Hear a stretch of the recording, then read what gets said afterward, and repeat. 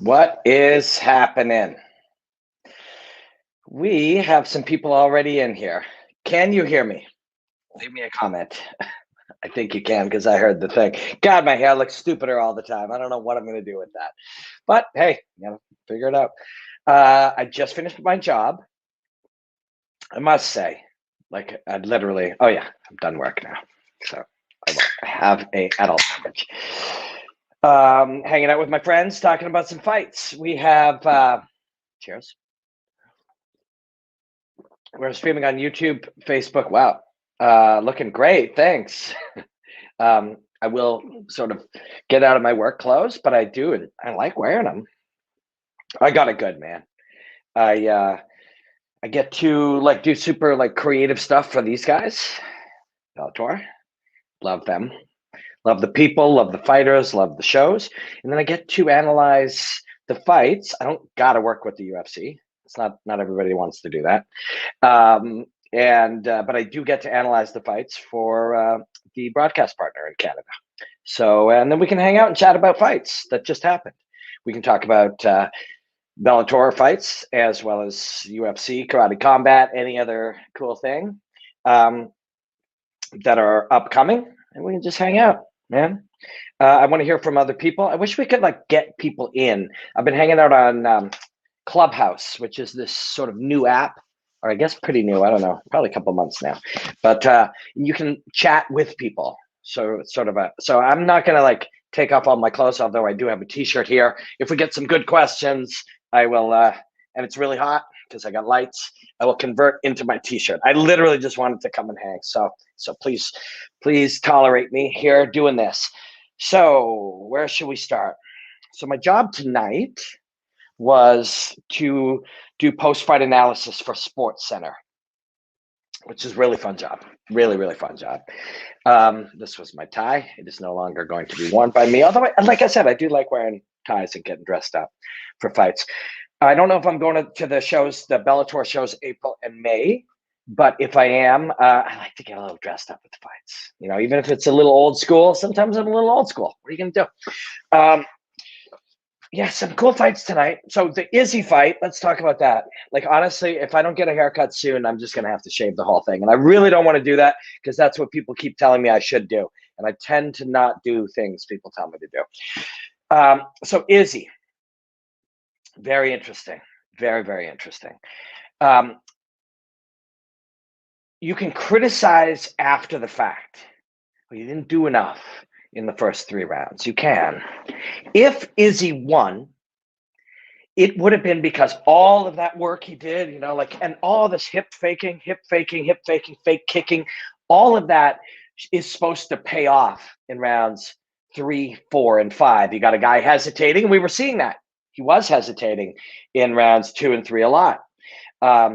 And so you're doing all this work that's supposed to make the fight easier. If he won the fight, you know, didn't get taken down, was moving his feet, landed the shots, hurt his man and got him out of there in 4 and 5, or just started piecing up in 4 and 5. All of that slow play work would have been, you know, the reason he won, or like a big reason he won. Oh, thanks, Adam. Congratulations on your purple belt. I got my purple belt in Brazilian Jiu-Jitsu this week. It was very thrilling accomplishment for me. I'll talk about that a little later. We'll hang for a bit, hopefully. And once I wrap up work, you guys have probably been drinking and smoking weed and stuff all night. I've been working. After I'm done work, it's very exciting and fun to do my job. I love it very much. And it's hard to sleep right away. So we just do more of it. We just hang out on the internet and do more of it. So yes, if Izzy won all of that, you know, using these feints, we're going to have some real serious conversations about feints on this YouTube, Facebook,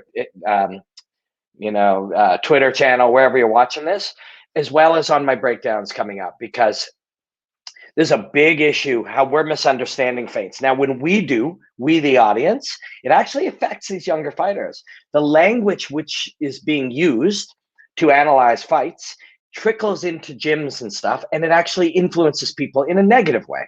Fighting is much more interesting than we make it. It's much more complex and nuanced and fluid than our language makes it. So when we use this language, Lord Kerner, hair on point, Robin. I don't know about that. The DQ in the Sterling fight is unfortunate. We're going to talk about that. We are going to talk about that. And here, Jan outstruck Izzy in the first round, or first two, if I recall. Yes.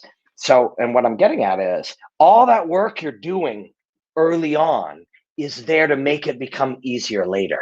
Your man is hesitating. Yeah, he's landing some shots on you, but they're not so bad. You're creating a scenario in which he will perform worse later. If it worked, it worked. Those first two rounds would have led him to win if a couple of small things happened different. Instead, the very same approach, the very same tactics, the very same strategy actually resulted in him losing. And that this is how martial arts works, and this is how life works. The strategy that you plan for your business, or the way you're going to practice your sport or whatever, whether it succeeds or fails, it's the same process. People are like, is it a feature or a bug? It depends on the result. We go back to the result and we say, oh, it was bad. Or we go to the result and we say, see, it was good. It's just the thing we're doing. It's the route we're on. It's the path we're taking. And that's what Izzy was doing. Izzy didn't fight bad. He looks at it and he says, oh, we had an off night at the office. I don't know. 1 or 2 moments go different, and it isn't, sometimes it's as simple as that takedown if it didn't happen. But that takedown does or doesn't happen because of what he did in minutes before. Where is he standing? Where are you standing and why are you there when I go to take you down? It's like, oh, I should have defended the takedown. It should have been somewhere else, right? That one thing happens and the whole thing's different. This is fighting. And it's really, really kind of a cool thing. It's what I love about it, man. So people congratulated me on my, personally, I don't think Izzy outstruck Jan as bad as the commentators made it seem. Yeah, well, I don't listen to the commentators, and they're my friends, and I love them, and they're brilliant. But the nature, the construct of the environment forces them, or at least they feel like it forces them to talk a certain way about certain things. There's a narrative that is created, and then it's not people like Joe Rogan said blah blah blah. I didn't like what John Anik said. It's not them. Don't be mad at the player. Be mad at the game. The game. There is this commentary game at which they are inserted into. I fucking don't play that game. I get to commentate fights. I'm commentating fights next weekend. Elias Theodoro against Matt Dwyer in Victoria, BC, Canada. I ain't gonna play that game.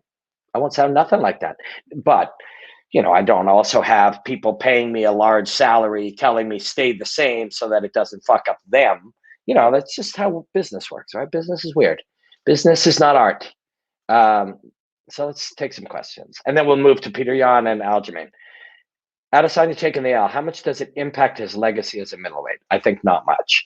Ryan, I also think not much. I'm going to say, oh, by the way, I poured myself a little taste here. This will put me to sleep. Post-work.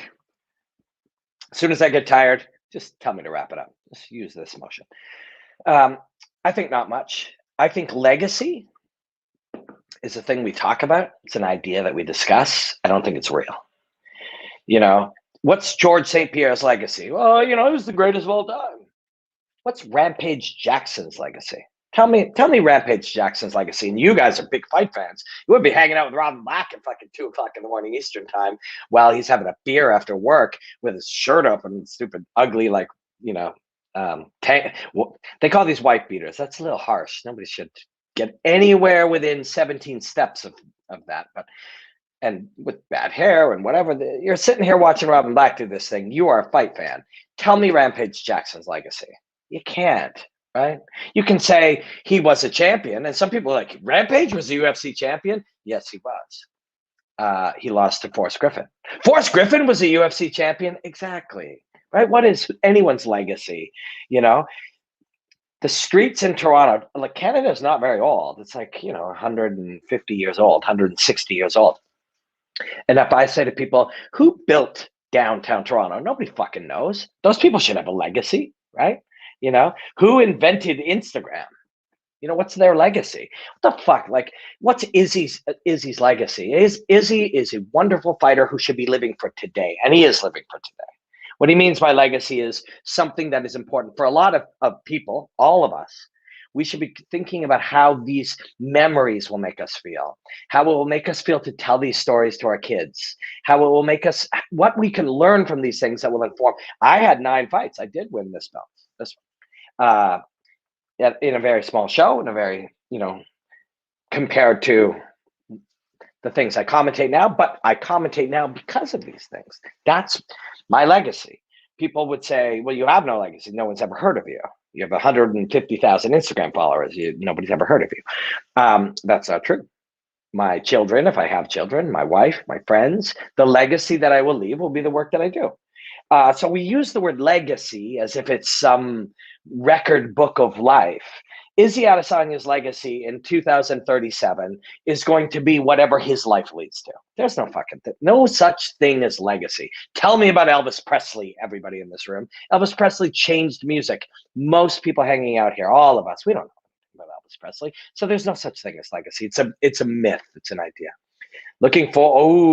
I'm very excited about the UK BKB shows. Bare knuckle boxing, BKB, bare knuckle boxing. They have the trademark to that saying, to that phrase, and I will be commentating or analyzing or some combination of both. The 23rd of March, I believe. It's that Saturday in March. Congratulations, the purple belt. We did that. Thank you. And we could do that over and over. I'm going to be proud of that for a long time. I thought Izzy won. Okay. Josh, I don't disagree. I mean, some people could have seen him winning rounds 1, 2, and 3. Yeah, and outstruck Izzy. Okay, new comments. Wow, we got a lot. Oh, Greg, I love Elvis. See, Elvis has a legacy. It's alive in Greg. Lord Kersner, 20-0 to 21, but he had the balls to move up. The 20-pound jump. Yeah, I mean, come on, like 20-1. If 3-4 years from now, he's 28-3, and he's made millions of dollars, and his children are set up, and he's had incredible experiences, and everything he's learned from these experiences inform whatever he's doing after and shape the way he is as a friend and a father and a husband. That's your legacy. That's what a legacy really is. Let's see what else we got. Rampage in his prime was legit the scariest man. Yeah. Is that his legacy? Some of us know him. I didn't catch the whole fight, but what I heard of the commentary in the main event was brutally biased. I don't know about brutally biased, right? So the result did not match their experience in the moments. But they are 3 guys, and there are 3 other guys. They're the 3 guys whose job it is to talk about, or men or women. They're the 3 guys whose job it is to talk about it. And there'll be women in that role very, very soon. Right now, you're almost like, wait a second, why isn't Holly Holm or somebody, why is this all men? And that's a very fair question. Women fighters have a slightly different perspective and in fact take a harder path sometimes. So there'll be a lot of value in that. And there are women commentators. And that perspective will be very valuable. But where were we? I didn't catch the whole fight, but what I heard of the commentary was bias. That's not really bias. They have three people's perspective, and the other 3's matter. Their 3, it's filtered by excitement, entertainment, passion, hype, promotion, all of these things. It's just the nature of their job. Don't be mad at it. That's what they do. And then the other 3, it's like, okay, what happened here? Then they don't hear that. And that's why I don't listen to it. Although Joe's so good, and it's like his voice is so cool, and he's my friend. He's like, I appreciate him so much that I often turn it on when Joe's on. Izzy will rebound, but that John Jones fight is gone. So Dustin, that's a really good point. And my response to that is disagree. Oh shit, I knocked this over. Oh God. Wrecking the place. Oh well, what are you gonna do? This is part of life. Not everything goes your way. These are the things that we learn, and this is what Izzy's learning right now. This is a thing that is meant to clean screens, and I accidentally spilled my water, which I had on set while I was getting ready, on it. Now it's not going to be good at cleaning the screen, but who knows what I may learn from this experience, right? This is what Izzy's going through right now. Like, you learn from these moments. What's better? being 21-0 and having a belt, or learning something that changes your life in a positive way that makes the next few years, sorry, I'm just moving this, the next few years or the next few experiences better? I think I know the answer. I think we all know the answer to that inherently, right? You know, you would rather have a setback today that makes your future better. What else? We got a lot of comments. That's really cool. Izzy would have to go some kind of tear to get John out of bed. Well, it's not about getting John out of, although actually I was just about to say it's not about getting John out of bed, but it is. And I love that. These guys have the power and the influence themselves to be able to like control their destiny. And I really like that. Laura Sanko or Misha Tate would be great in a color commentary role. I've heard Misha. She's not there yet. And that's I love that human. It's no disrespect. She's just not that. It's a skill. It's a very complex skill. It's many, many things. Laura's getting there. She's a very great broadcaster and very cool. Laura's cool. I didn't have an issue with the commentary tonight. I've been wanting Robin in color commentary. I've commentated almost 600 shows. You just haven't got to see any of them yet because there are all different platforms, and 300 of them were on Fight Network. And then I've also commentated about, I was doing about 20 fights a day, 20 fights a session, 2 sessions a day for about 50 days in different tournaments. So what's that? 40 times 50, 2,000. Another 2,000 fights in international amateur stuff I've called Sambo and Sumo and boxing and wrestling and Brazilian Jiu-Jitsu and Letway and Dambe and all these different sports all over the world in amateur competition. So I do that job. You just haven't heard it yet. And I think I do it different. Not everyone's going to like it. Excuse me. Not everyone's going to like it the way I do it, especially like if you like things the way they are and you hate change, you're definitely not going to like the way I do it. Watch your shows, Robin. You need a lot more work to be on the UFC level.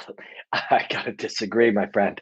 Number one, and I don't mean to be rude, assessing a quality of skill is in and of itself a specialized skill. I appreciate your feedback. I'm just, I do something different. Now, I would need to have an environment in which that was a good thing. Currently, it's an environment where that is a bad thing. But yeah, got to disagree. But I appreciate you. How surprised were you that Jan outboxed Izzy, Pink? I didn't think he outboxed Izzy. I thought he fucking did a great job, though. I thought he just did a really, this is a classic. Robin should start a show with Dana and call it Black and White. It would be interesting. My entire approach would be to convince this guy that the way they're doing things is fucking old and dated. And he would be like, what the fuck are you talking about, bro? We're like all over the world. And we're friends, by the way. I respect and love the guy. But that would be my, nah, Prowler's not hating. We all have different fucking opinions, right? The opinion of this is really good or this is really bad is the opinion of an individual. And most of us actually don't have any specialized knowledge in any of the things we create opinions in. So so it's okay. Nobody's wrong. We're just dealing with the information that we have and the experience and the knowledge that we have. And sometimes, that's just all you can do. I should correct myself, Robin. I've been wanting you to join UFC or Bellator. I used to watch Fight Network daily when you were there. It's very, very very kind. I do work for these guys, and I analyze the UFC for the broadcast partner. So I get to do that stuff. This one I think is going to probably lead to a lot more work. I do a lot more sort of pleasant work for them. Also, there comes a point in your life, this is very simple, very simple story.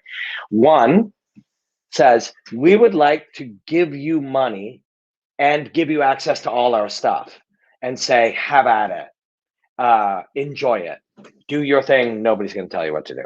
The other one would be like, if you take our stuff, we'll kill your Instagram page.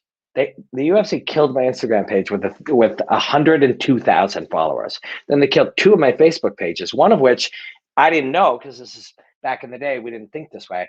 I didn't back it up. Some of my wedding pictures were on there. Those motherfuckers killed it, right? So one is like, here, take whatever you need. Here's access to all the video you want. You'll be free to use all of it. And if you need money or support, or you need like equipment or whatever, we would be glad to support you. The other one's like, if you touch our shit, we'll kill your pages. Which one are you gonna end up liking? I mean, that's not even assessment. It's just like, you're a person. How are you gonna feel, right? I love the breakdowns you did for the UFC back in the day. That was really fun. Joe Rogan made that happen. Literally called Dana and said, you should hire Robin Black. And Dana was like, flew to Vegas. And yeah, my hair is just getting stupider and stupider. And Dana said, at the end of our meeting where we discussed how I thought Holly Holm was going to try to like keep Ronda at distance and try to fatigue her and then kick her in the head with her left foot. Literally, that was our discussion. And he wrapped it with, well, we're going to move you and your wife to LA. We'll take care of all the immigration, whatever you need. And you're going to be analyzing on our pre and post shows. And we're going to use you on UFC tonight. Welcome aboard. Go introduce him to Lorenzo. And they did. And then you'll have a contract in 4 days. That was, I think, 6 years ago. So that didn't really go that way. But I completely disagree with the Prowler. Robin would have been a great and very unique addition. That ship has sailed. Like, I'm definitely not working for that. I'm definitely not likely to work for that company in the next 18 months. Now, this is actually, I think, interesting.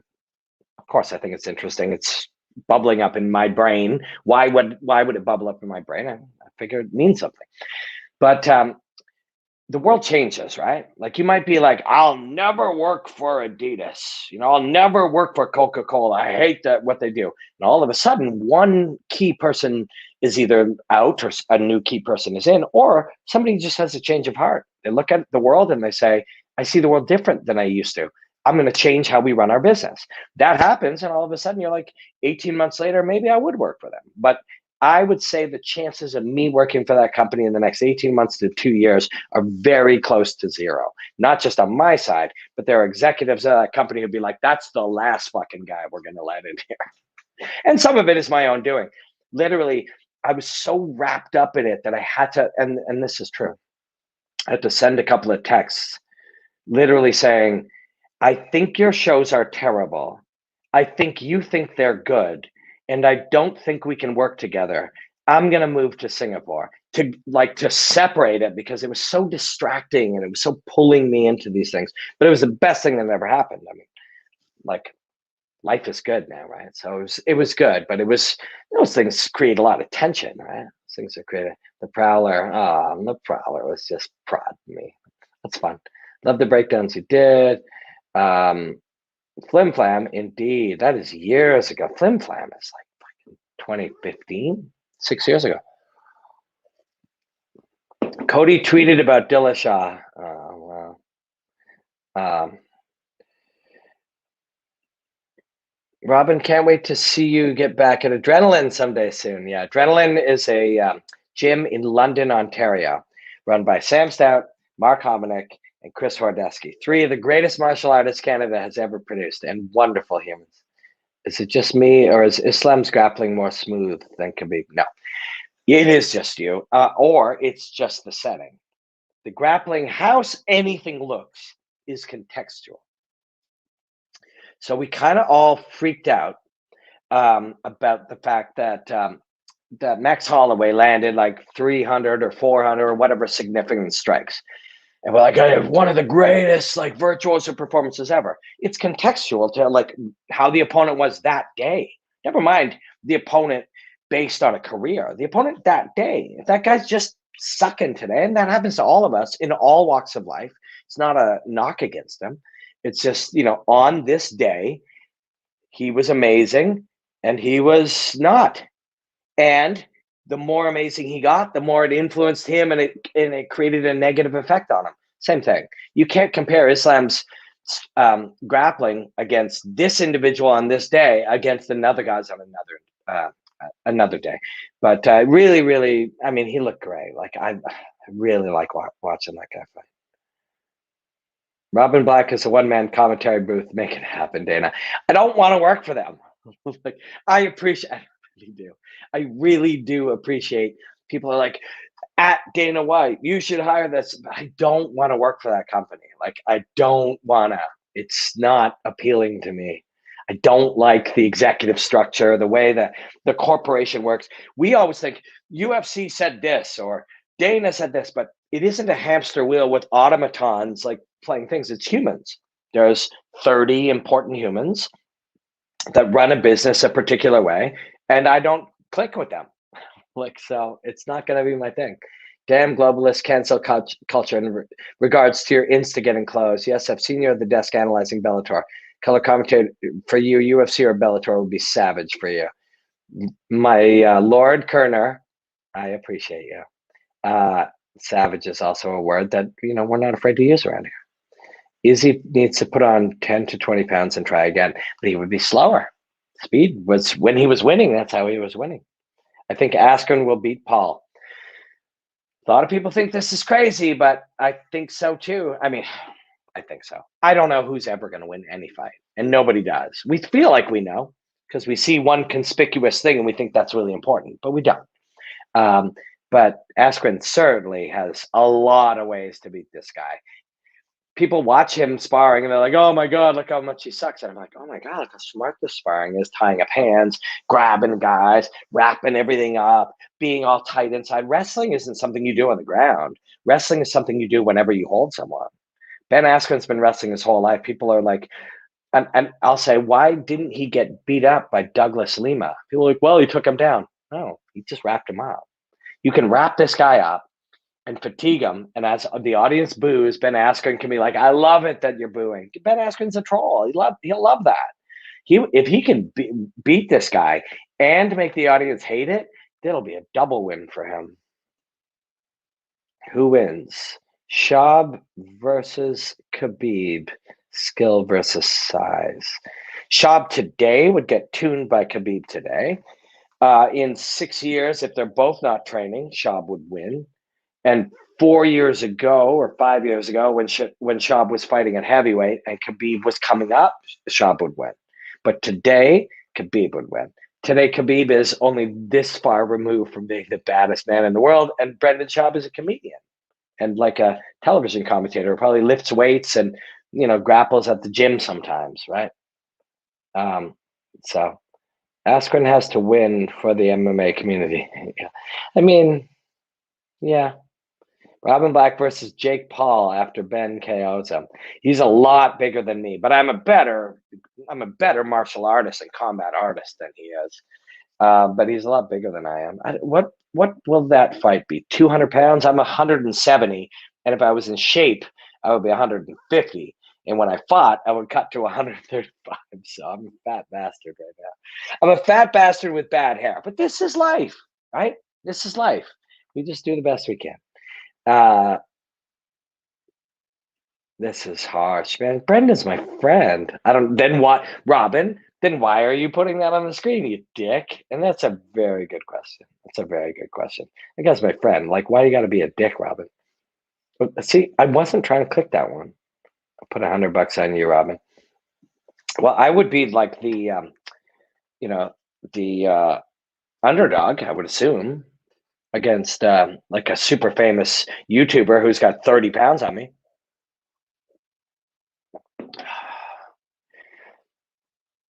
A day ago, this one, I would be like, yes. What's next for Amanda Nunes? Is fighting a man out of the question? I would be yes. But the world that we live in right now, it's certainly possible, right? Like, I mean, we've already seen women fight men in Eastern Europe and stuff like that. There was a woman who beat up a 300-pound man that is now, she's signed to Bellator and she's a badass. So, you have the choice. If you're Dana White or if you're, a promoter, or if you're like, should we go down this road? It's not like we're starting it out of nowhere. It's already happening. I don't want to see that. I don't think under any circumstances, a man hitting a woman should be something we would see. However, and that's how I feel. The however doesn't in any way change my feeling. My feeling is absolute. Um, the reason I say use the word however is to suggest that other people feel differently. And there are certainly a small segment of women who have a right to seeing it as an empowering thing to say, could we have Amanda Nunes fight a man?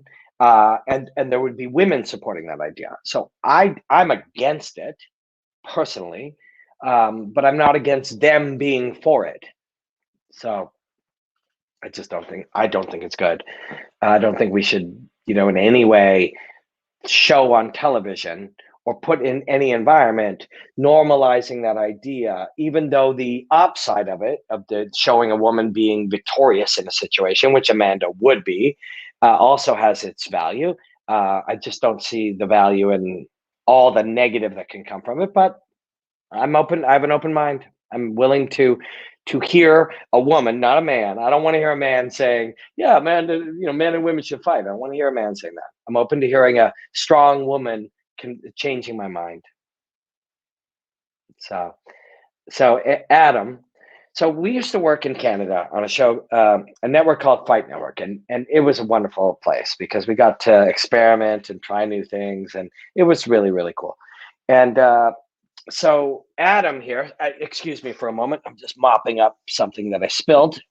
That is on me, of course, because I'm the only one here. So it must be on me. So Adam was saying there was a guy on there and he handled the betting stuff. Apologies. 6 people left and they were like, fuck that. This guy's just out of control. Yeah, so Adam's like, who was the gambling specialist on Fight Network? His name was Gabe Morency. I'm not sure if he's still on Twitter. I haven't seen Gabe for a bit, but I'm going to find out. Gabe Morency is also known as at MMA Meltdown, but he is a gambling lunatic. And so he would make these sort of bets and props and whatever on the fights. And it was really fun. And not everybody loved it, but I did because it was a different perspective. So this is where the problem comes in. And I'm not mad at you, M. Spahorst. Certainly not mad at you. I'm mad at your chauvinist cousin. The second that fight happens, which is why I'm hesitant, but I'm open-minded to hearing, a woman with a different perspective, is all of a sudden guys are like, fuck that, man. Like, what if this guy fought her? That's not what we're after here. This isn't what we're after. This isn't, in tennis in the 70s, I think maybe the 80s, 70s, I believe, there was the battle of the sexes. Could this woman beat this man? And I think she did. Billie Jean, not the one that Michael Jackson wrote about. That's a whole other thing. Not even supposed to say Michael Jackson. Haha, we haven't even brought up Nunes until now. That wasn't even a competition. So on Sports Center, we wrapped it with, she walked in the best, and she walked out the best 3 minutes later. And that's fair. Same thing here. MMA Meltdown. That's what it was. He was great. He's got his own thing.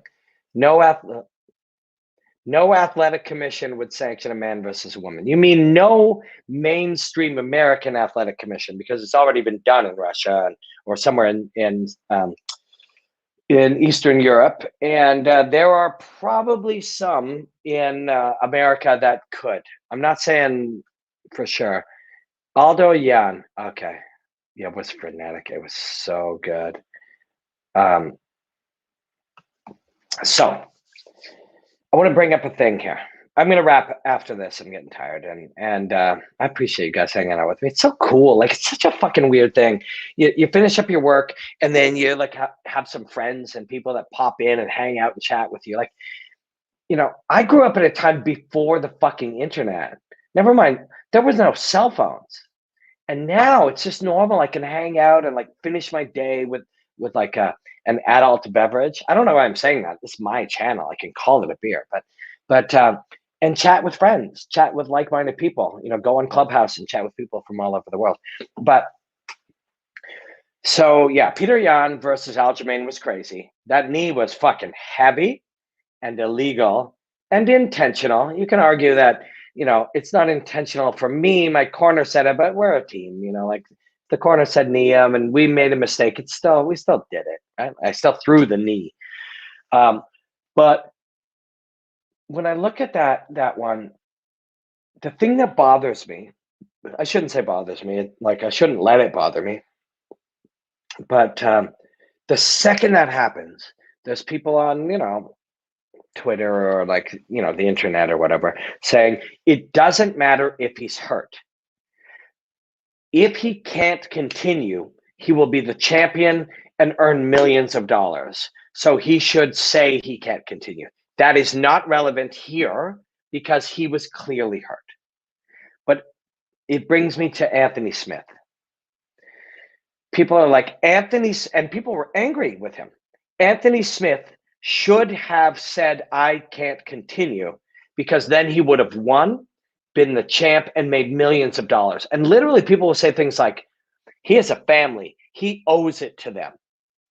And like, when I hear that, I just completely disconnect, because the idea that money or power or belts or titles is so important that it is, the ends justify the means. Anthony Smith wouldn't have fucking dreamed of pretending he was hurt. And people are like, you're gonna get like $1 million. You'll have the title. The next fight will be worth 2 million more. You've got 4 daughters. You should lie. You're fine. You can fight, but you should lie, because then you can bring $3 million home to your daughters. And he's thinking like, I want to teach my daughters about life. I'll give you fucking $3 million so I can teach my daughters that lying or stealing or manipulating is not only like bad all the time, but do it anyways when there's money. It's bad all the time. And who you are and what you stand for and what you represent. And I'm not just saying this shit. That's how that man lives. And that's how many people live. And that's how I want to live. And that's how you can live. And that's a real thing. And nobody has ever been like, you know what? Take your money. I'll take the truth, and regretted it. But people have definitely taken the money and told a lie or like bullshitted something, and regretted it. They have. Many people have. And it's tortured them. It's tortured them. And the people from the outside who are like not connected to it, this isn't just a moment. It's like 2 choices. You get 4 million and a belt, or you don't. So just say you're hurt. They haven't lived every step of it. There's 6,000 ways to quit. 8,000, 30,000, every step of the way. There's all these ways you could quit, all these reasons to quit, and you don't quit. By that point, you're someone who doesn't quit. You're someone who doesn't cheat, doesn't lie. Yes, you'll do what it takes to win, but you won't sell out what you are and who you are. And so that's not the case with Aljamain. Aljamain was neurologically affected, but it brought that thing up. And people on the internet, it's like, he should just stay down. Doesn't matter if he's hurt or not. It's like, that's not who these fucking people are. That's not who these people are. And that's not who we want to be, That's not it's not what life's about. The world tells you that you should try to be richer and you should try to be more famous and you should try to gain power. That doesn't mean that's actually what life's about. That's just a system that's in play. Playing any other way, choosing to live any other way is more valuable than eating Doritos when they sell them to you, investing in shit they try to tell you, getting a mortgage, living a particular way, saying shit that they say on TV, believing things that CNN or MSNBC or Fox or whatever tells you, or the NFL or the UFC or whatever, and just be like traveling through life. That's what the machine wants from you. And if you really think that the night that you were sitting there fully cognizant and you thought, wait a second, if I pretend I'm hurt, I'll make $1 million tonight. That is, the people who think that are not the people who get to title fights. They're not. It's not who they are. That's not how you get there. You don't get there by looking for the shortest way. You get there by living the longest way. Anyways, I should go to bed. Where are the McNuggets fans when he loses? I don't know. His team may have instructed Aljo to stay down. It doesn't matter what they did. You don't have to take any instructions. We had this conversation earlier tonight on Clubhouse. People are like, I was talking about Colby Covington choosing to live this way, and they're like, you didn't have a choice. He was going to get cut. So get cut. The choice isn't like life will end if I get cut. You go to Bellator, you go to some other thing, you go to some other company, you become a kickboxer, you become a pro wrestler, you open a fucking juice stand. Like, you have millions of choices other than I will sell out what I believe. I will insult my friends and I will become something I'm not so that I can keep a job that doesn't have the value I think it has. His team may have been, and I'm not mad at you, Palooza. His team may have instructed Aljo to stay down. I don't care what they say. It's my fucking thing. Like, I'm in here. I have to live this. Like,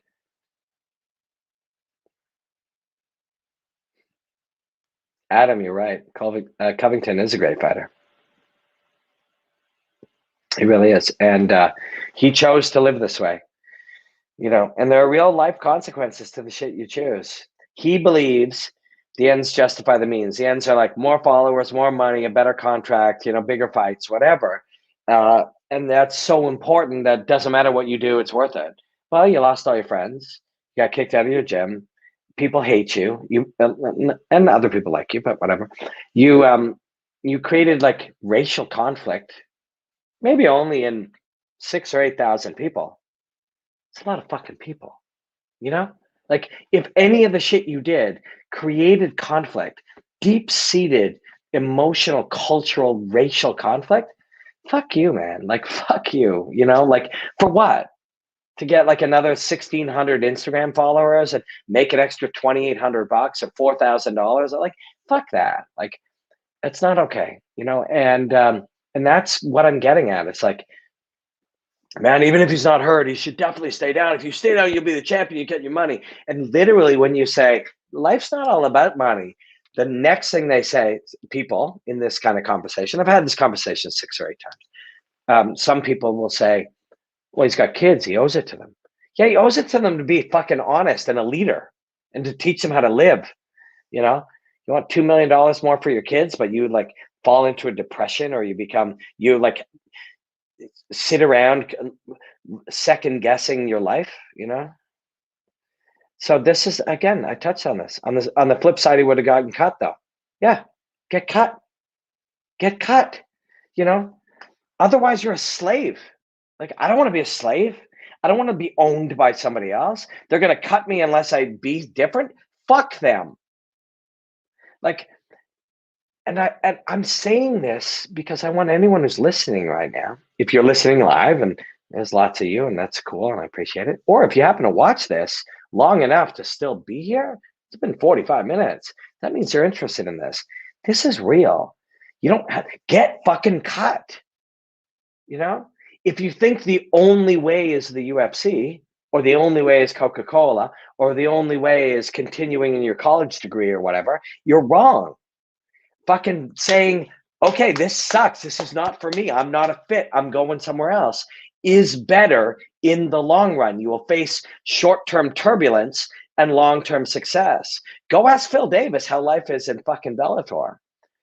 Phil Davis didn't go and turn into Colby Covington. Phil Davis won the fights, and they were like, well, you cost a lot of money and you don't move the needle. And he moved over there and he fucking was a champion, and he makes hundreds of thousands of dollars a year. They treat him like a king. And, it doesn't matter if plebes, and I mean that with respect, knowing that we are all plebes, but if regular people are like, well, that's just a B-League thing, that regular people don't know shit. You're a pro athlete. All the coaches, all the fighters, all the real people in the business know they're both the same thing, like Coke and Pepsi. The only difference is the marketing, and the marketing gets to some of the lower level consumers so that they think this is big and this is small. In real life, that's not the case. So Colby Covington could have gone there, could have gone to Japan, could have gone somewhere else, could have moved into pro wrestling. He could have done 100 things. Fuck getting cut, get cut. It would have been better than the way he's living now. He's living dirty.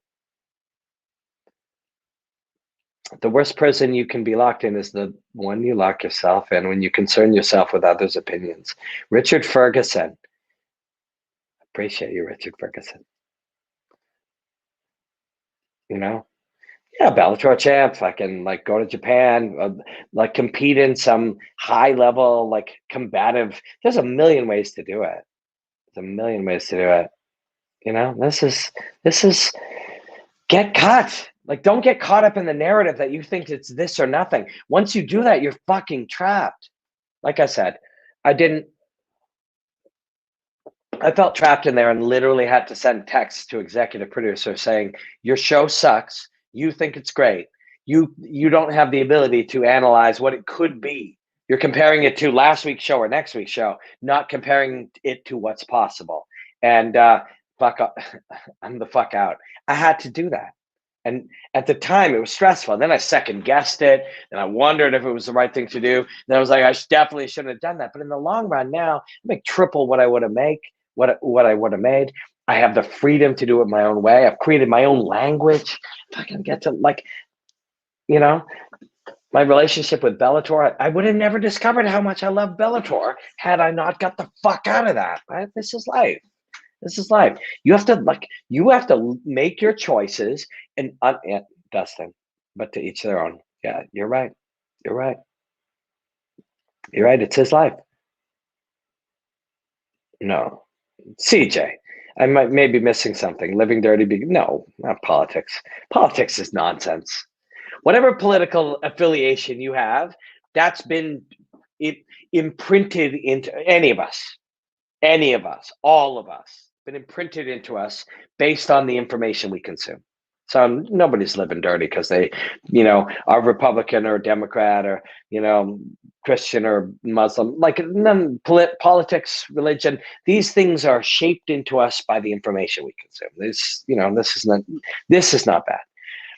The way he's living dirty is pretending to be a particular way, and in doing so, getting small bits of success from it. So it's like, I'm going to be mad and weird and play a character and it's going to be great. I love pro wrestling, and get a little success, 500,000-600,000 Instagram followers. And it's not the perfect metric. It's just an easy, low hanging metric. But in return, alienate your friends. And literally while you do, be sitting there going, well, I mean, fuck, they don't get it, man. This is just a game. It's not a game to them. When you insult Joanna Jędrzejczyk in your gym, it's not a game to her. She's like, why is this guy? I thought we were friends. Why is he saying this shit? That's living dirty. That's how you're living dirty. When you're hurting people in a way that you think is okay because somehow the ends, I get richer and more famous, justifies the means. I fuck over my friends. The ends, your ends, aren't important enough in the real world. They're just important to you to justify the means. I fucked over people that I care about and care about me. That's how I mean living dirty. Political affiliations are just, don't be mad at anyone for what they believe politically. Don't be mad at the other side. Be mad at all of it. We're all being convinced. We're all being lied to. Every website that we see that says the other guys are crazy and we're smart is lying to you. Lying to all of us. This is the game. If you think they're crazy because they've been convinced by bullshit media, you're right. And then you should pause and go, could that have happened to me? No, I'm way smarter than that. I've been reading smart website things. Okay, I had no idea. I just thought he was having fun playing the character. No, I just mean he lost all his friends and fucking, just lived a shitty life for the payoff of gaining followers or attention. That's not a good trade to me. I believe that Aljo's Corner correctly instructed the fighter to choose the safest path, which to feign a compromising injury. Okay, hold on. First of all, to suggest it's fake is very, very heavy. Very heavy. You have to call like somebody who's lived their whole life in truth, because that's what fighting is truth, truth, truth, truth, truth. You have to call them a liar. And that's heavy. You gotta be real careful. You gotta be real careful. Hey, look, we got trolls.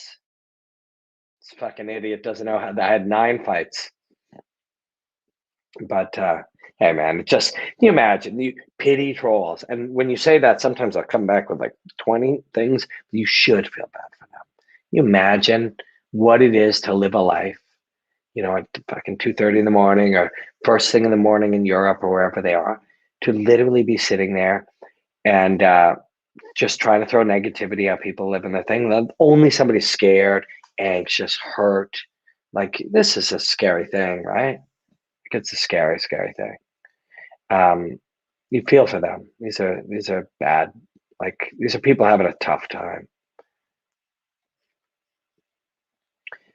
I'm independent, bro. I'm a world traveler. I love people. Yeah, it's good.